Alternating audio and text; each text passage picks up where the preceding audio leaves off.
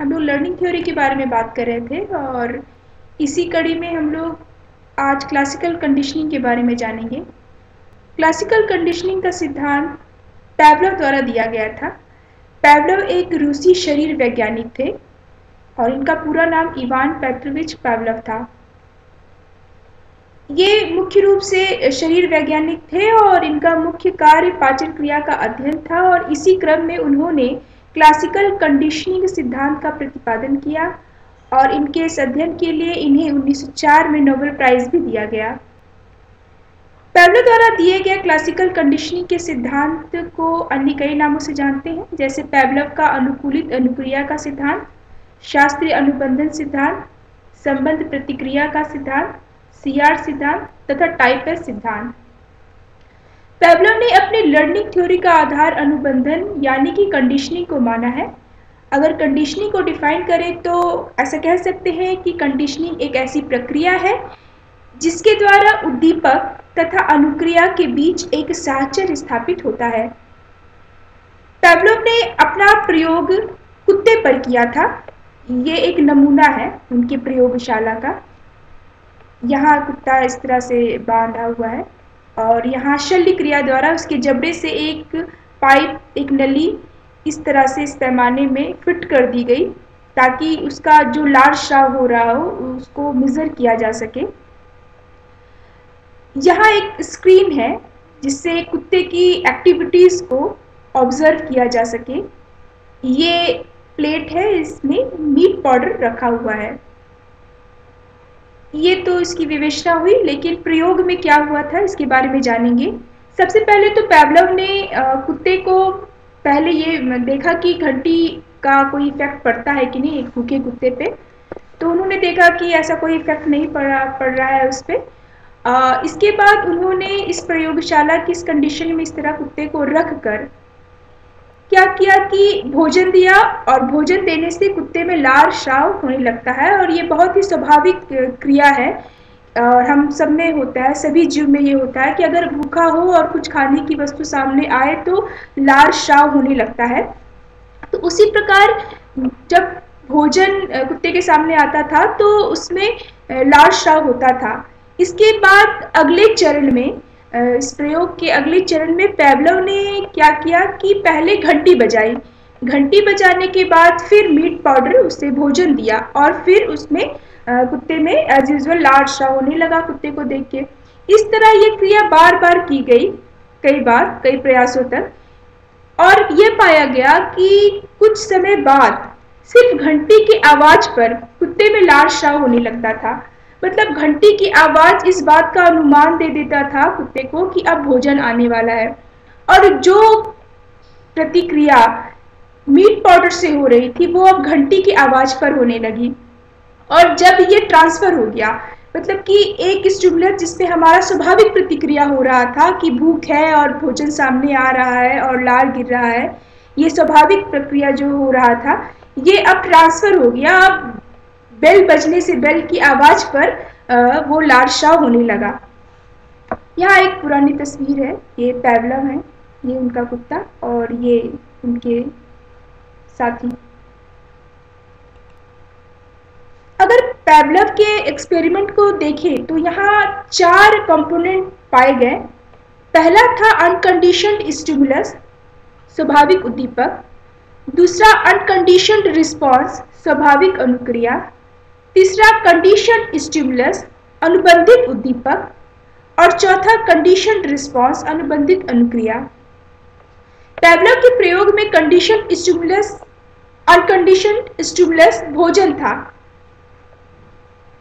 और unconditioned response लार का स्राव था।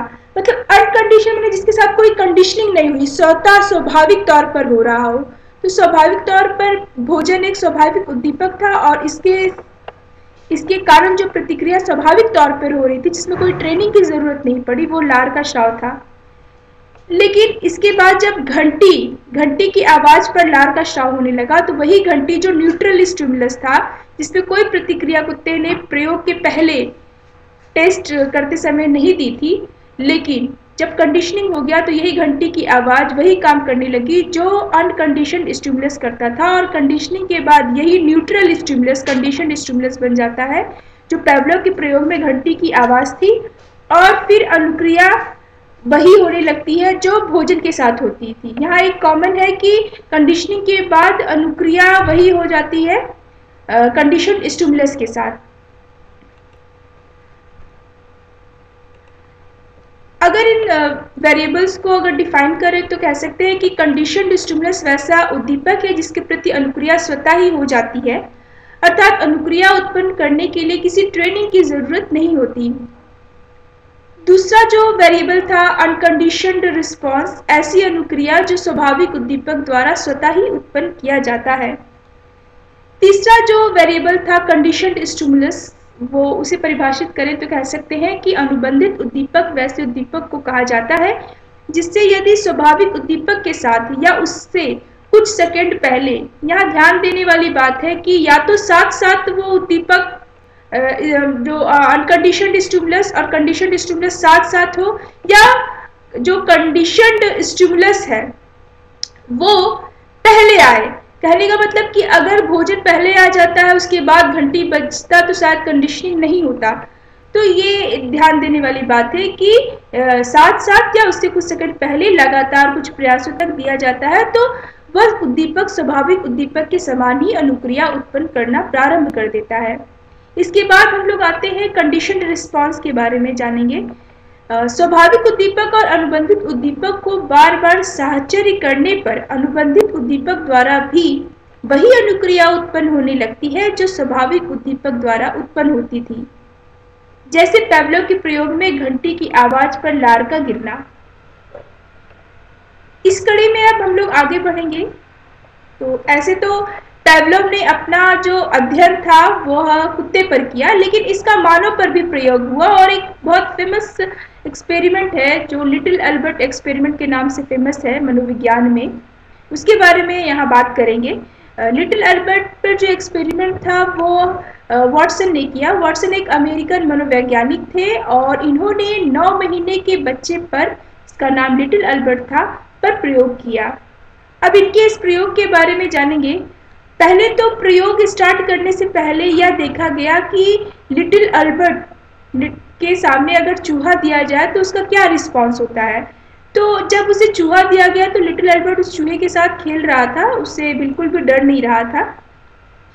लेकिन इसके बाद कंडीशनिंग किया गया और कंडीशनिंग के दौरान ऐसा था कि रैट जैसे आता था, चूहा जैसे आता था, उसके साथ एक बहुत जोर की आवाज़ भी उत्पन्न की जाती थी। और ऐसा बार बार करने के बाद, कुछ प्रयासों के बाद ऐसा देखा गया कि जब लिटिल अल्बर्ट के पास चूहा आता था तो वह मनुष्य से डरने लगा, क्योंकि उस आवाज़ के साथ उसका अनुबंधन हो गया। और इसके बाद इतना ही नहीं कि वो वाइट था चूहा, चूंकि तो वो वाइट चीज़ों से भी डरने लगा, फर की चीज़ों से, चूहे में चूंकि फर था तो फर वाली चीज़ों से भी वह डरने लगा। इस प्रकार हम सभी लोग इतना जान गए कि यहाँ 4 वेरिएबल थे।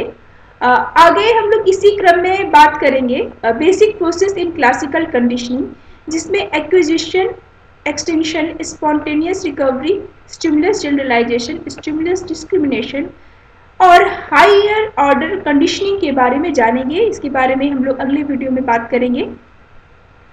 उम्मीद है कि आप लोगों को क्लासिकल कंडीशनिंग के बताए गए सभी कंसेप्ट समझ में आए होंगे।